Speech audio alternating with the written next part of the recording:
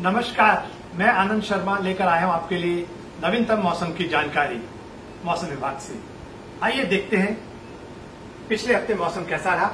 जैसा कि हमने पिछले हफ्ते पूर्वानुमान दिया था कि हमारे 3 से लेकर 9 सितंबर के बीच में देश भर में सामान्य से कम वर्षा दर्ज की जाएगी, ठीक वैसा ही हुआ। पिछले से पिछले हफ्ते जहां हमारे पास +31% देश भर में ज्यादा वर्षा मिली थी, इस वीक में यानी कि 3 से 9 में हमें -30% वर्षा मिली, यानी कि सामान्य से काफी कम। तो जहां एक लगातार 4 हफ्तों से अधिक बारिश मिल रही थी, वहां एक सडनली एकदम वर्षा में कमी आई। आइए देखते हैं किस तरह की हमारी सिनॉप्टिक सिचुएशन रही। जैसा कि आप इस चित्र के माध्यम से देख सकते हैं कि जो हमारा मानसून ट्रफ है, खासकर जो शुरू का हफ्ता था उसमें उसका खासकर उत्तरी हिस्सा उसमें वो सामान्य से उत्तरी पोजीशन में रहा और 9 सितंबर के बाद और आज भी ये अपने सामान्य पोजीशन में है। खासकर इसका जो उत्तरी छोर है, वहीं उसका पश्चिमी छोर की बात करें तो वो अपने सामान्य से उत्तरी पोजीशन में था। बात करते हैं साइक्लोनिक सर्कुलेशन की, तो एक छोटे छोटे साइक्लोनिक सर्कुलेशन बने हुए हैं हमारे मध्य प्रदेश के ऊपर और एडजॉइनिंग राजस्थान के आसपास। हालांकि ये काफी इफेक्टिव नहीं है। और वहीं बात करें हमारे कम दबाव के साइक्लोनिक सर्कुलेशन और एक लो प्रेशर जो बना हुआ था, वो 6 सितंबर को यहाँ बना हुआ था और आगे बढ़ता हुआ 7 तारीख को वो थोड़ा और उत्तर की दिशा में बढ़ा और उसके बाद में वो उसका इफेक्ट जो है कम हो गया, यानी कि वो लेस मार्क हो गया। वहीं बात करते हैं हमारे ऑफशोर ट्रफ की, तो आप पाएंगे कि पहले ऑफशोर ट्रफ जो 9 सितंबर के आसपास इस तरह से पोजीशन थी और आज उसकी पोजीशन की बात करें तो करीब करीब वो आपकी जो ट्रफ है आपकी एकदम बिल्कुल कोस्ट के ऊपर दिखाई दे रही है। उसके साथ साथ आप east west trough shear zone भी देख सकते हैं। हालांकि उसका थोड़ा सा रोल है इस एरिया में वर्षा को देने में।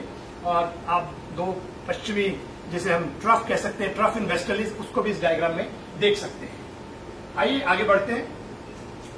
आप देख सकते हैं हमारे जो मानचित्र से हमें जो 3-3 घंटे के हमारे चित्र जो मिलते हैं उसका एनिमेशन देखें तो आप देखेंगे जहां जहां हमारे वो साइक्लोनिक सर्कुलेशन बने थे, एमपी की बात करें और राजस्थान की बात करें उसके आसपास और साथ साथ जो हमारा दक्षिणी तट है उसके आसपास, तो वहां आपको कन्वेक्टिव क्लाउड्स मिलेंगे और थंडर क्लाउड डेवलपमेंट हुआ, थंडर शावर्स उस एरिया में आपको देखने को मिला।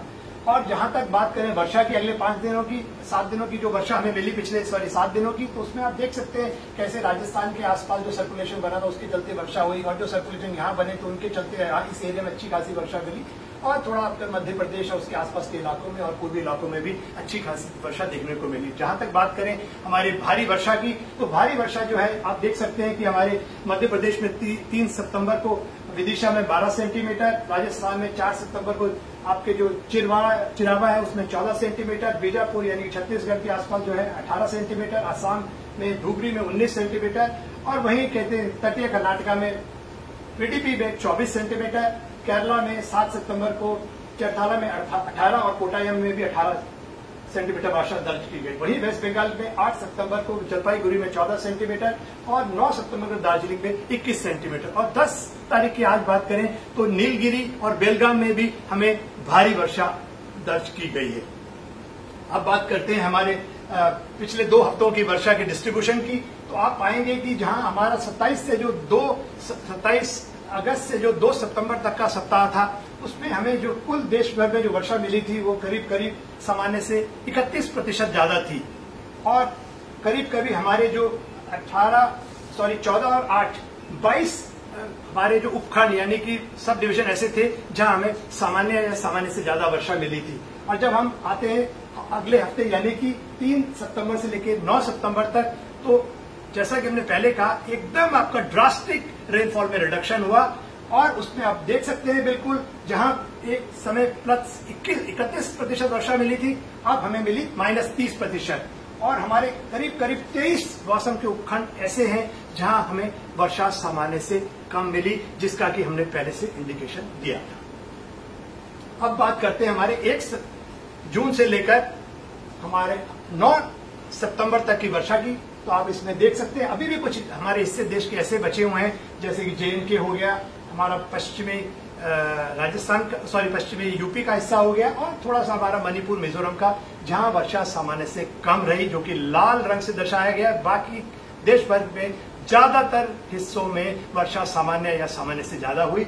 और यदि पूरी वर्षा की बात करें तो सामान्यतः हमें 1 जून से लेकर 9 सितंबर तक 771 मिलीमीटर वर्षा मिलती है, और जो हमें वर्षा इस बार मिली वो थी 800 करीब 23 मिलीमीटर, जो कि सामान्य से करीब 7% ज्यादा है। और जैसा कि पुराना ट्रेंड आप देख रहे हैं, उत्तर पश्चिम भारत में वर्षा में कमी बनी हुई है -11% की, और बाकी के क्षेत्रों में खासकर दक्षिणी प्रायद्वीप इस बार झमाझम वर्षा शुरुआत से हो रही है, और 21% हमें सामान्य से ज्यादा वर्षा मिली। और यहाँ देखेंगे इस चित्र से बहुत अच्छा आपको दिख रहा है, यहाँ पर आप पाएंगे उत्तर पश्चिम भारत में कैसे पिछले हफ्ते में वर्षा में धीरे धीरे कमी आई।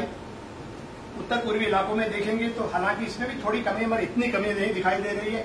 जबकि हमारे दक्षिण पेनिनसुला की बात करें तो आपको देखेंगे यहाँ पे थोड़ी सी आपको कमी दिखाई दे रही है। और पूरे देश भर की बात करें तो आप देख सकते हैं, जो पिछले हफ्ते में हमने जैसे आपको पहले बताया कि सामान्य से कम वर्षा हुई, तो आप देख भी रहे हैं कि यार, और बाकी पिछले 1 महीना उससे पहले के सामान्य से ज्यादा वर्षा रही थी। आप आगे बढ़ते हैं, इस डायग्राम से आप देख सकते हैं कि जैसा कि मैंने पहले कहा 1, 2, 3, 4 ये 4 हफ्ते देश भर में सामान्य से ज्यादा वर्षा मिली थी, मगर जो अभी पिछला हफ्ता गया है उसमें हमें -30% वर्षा मिली है 9 सितंबर तक। आगे चलते हैं, और चूंकि खासकर हमारे उत्तर पश्चिम भारत में वर्षा में कमी आई है, तो उसका रिजल्ट हमें देखने में मिला है कि वहां अधिकतम तापमान बढ़ गए हैं, और खासकर हमारे जो पश्चिमी राजस्थान का बीकानेर है वहां का तापमान 39.4 डिग्री पहुंच गया है। यानी कि बिल्कुल सीधा सीधा इसका लिंक देख सकते हैं कि वर्षा में कमी आएगी, बादल छट जाएंगे, धूप आएगी और तापमान बढ़ेगा, और ये ट्रेंड आप देख सकते हैं। तो आप मान के चलिए अगले कुछ दिनों तक ये ट्रेंड बना रहे। अब आगे चलते हैं, बात करते हैं आज की सिनॉप्टिक सिचुएशन की। तो आप जैसे देख रहे हैं कि हमारा मॉनसून ट्रफ जो है, खासकर उसका पूर्वी छोर है जो है वो आप बिल्कुल आपको सामान्य पोजीशन पे है, और उसके आसपास आप देख रहे हैं एक साइक्लोनिक सर्कुलेशन बना हुआ है, और एक साइक्लोनिक सर्कुलेशन आपको खासकर आपके कर्नाटक के तट के आसपास भी बना हुआ है अरब सागर के अंदर, और एक ट्रफ इन वेस्टर्ली भी आप देख सकते हैं उत्तर पश्चिम भारत में, हालांकि उसका ज्यादा इफेक्ट नहीं दिखाई दे रहा है। और इसके चलते जो है अब आप देखेंगे कि इस डायग्राम के माध्यम से जो सरफेस प्रेशर दिखाई दे रहा है, इसमें मेन जो इंडिकेशन है कि 13 तारीख के आसपास एक कम दबाव का क्षेत्र बनने जा रहा है, जिसके चलते पुरवैया स्ट्रेंथन होगी। इस डायग्राम में भी आप देख सकते हैं कैसे पैटर्न चेंज हो रहा है, आप देख सकते हैं इसको बिल्कुल। और जैसे जैसे ये सिस्टम बनेगा और आगे को बढ़ेगा, तो उसके चलते जो है आपकी पुरवैया मजबूत होगी, नमी लेकर आएगी, और इन क्षेत्रों में खासकर वर्षा में बढ़ोतरी होगी। अब चलते हैं, बात करते हैं अगले 5 दिनों के मौसम की चेतावनी की। तो आप देखेंगे कि खासकर पहले वर्षा की बात कर ले तो आपको जो है खासकर हमारे दक्षिणी प्रायद्वीप में अगले 4-5 दिनों जो है आपको अधिकांश जगहों पे वर्षा मिलने वाली है, और इक्का दुक्का जगह पे भारी वर्षा भी हो सकती है। वहीं बात करें 10 से लेकर 13 तारीख के बीच में, तो कुछ जगहों पर भारी से बहुत भारी वर्षा मिलने वाली है, जैसे कि आपका तटीय कर्नाटका हुआ, आपका केरला, महाई, इन रीजन में, और दक्षिणी अंदरूनी कर्नाटका, और उसका मुख्य कारण वही आपका लो प्रेशर रहेगा। और उसके साथ साथ कहीं कहीं आपको अत्यधिक ज्यादा वर्षा मिल सकती है, और वो क्षेत्र आपके रहेंगे खासकर तटीय कर्नाटका, आपका तटीय कर्नाटका और दक्षिणी अंदरूनी कर्नाटका, इन जगहों पे आपको कहीं कहीं अत्यधिक भारी वर्षा मिल सकती है। उसकी डेट हमने लिखी है 10 और 11 तारीख। तो इन क्षेत्रों में आपको खास जो है सावधानी बरतनी होगी, नदी नालों से दूर रहना पड़ेगा इन रीजन में। इसके साथ साथ हम बात करें तो अगले 4-5 दिनों में उत्तर पूर्वी इलाकों में भी कहीं कहीं भारी वर्षा हो सकती है, खासकर जो हमारा पश्चिम बंगाल का हिमालय क्षेत्र है, सिक्किम है, और उसके साथ साथ और जो उत्तर पूर्वी इलाके हैं वहां इक्का दुक्का जगह में भारी वर्षा मिल सकती है। अब चलते हैं आगे, अब बात करते हैं अगले 2 हफ्तों के हमारे एक्सटेंडेड रेंज मॉनसून की फोरकास्ट का।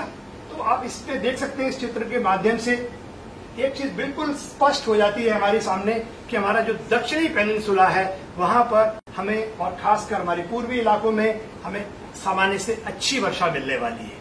वहीं हम बात करें हमारे उत्तर पश्चिम भारत की, तो उत्तर पश्चिम भारत में वर्षा सामान्य से कम रहने वाली है।